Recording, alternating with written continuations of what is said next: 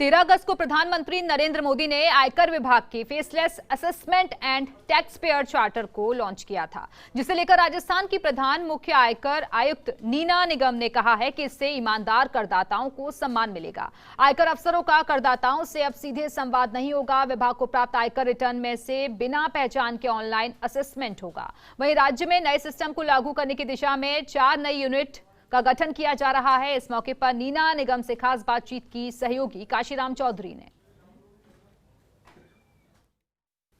आयकर विभाग की कार्यप्रणाली में आमूलचूल बदलाव की तैयारी हो चुकी है। प्रधानमंत्री नरेंद्र मोदी ने 13 अगस्त को फेसलेस असेसमेंट स्कीम को लागू कर दिया है। तो फेसलेस असेसमेंट स्कीम किस तरह की होगी और क्या बदलाव होंगे इसे समझने के लिए हमारे साथ हैं राजस्थान के प्रधान मुख्य आयकर आयुक्त नीना निगम जी। नीना जी, क्या बदलाव होने वाले हैं राजस्थान में आयकर विभाग के? फेसलेस स्कीम में किसी भी करदाता को किसी आयकर अधिकारी के समक्ष प्रस्तुत होने की आवश्यकता नहीं है। करदाता को ये भी आभास नहीं हो पाएगा, करदाता को ये भी पता नहीं चल पाएगा कि उसका असेसमेंट किस शहर में किस अधिकारी द्वारा किया जा रहा है।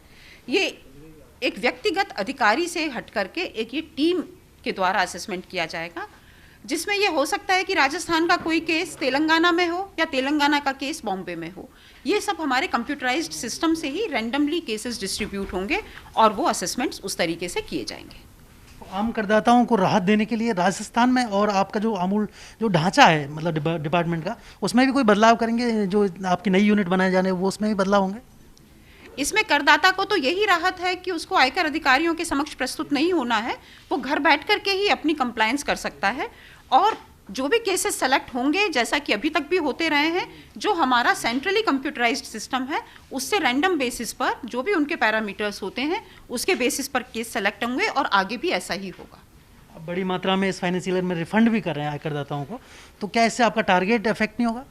नहीं, हमारा कोई टारगेट इफेक्ट नहीं होगा। जब हमारे करदाताओं के हाथ में लिक्विडिटी आएगी, उनका बिजनेस आगे बढ़ेगा और मुझे विश्वास है कि वो अपना टैक्स ईमानदारी से भरते हुए देश के हाथ मजबूत करेंगे।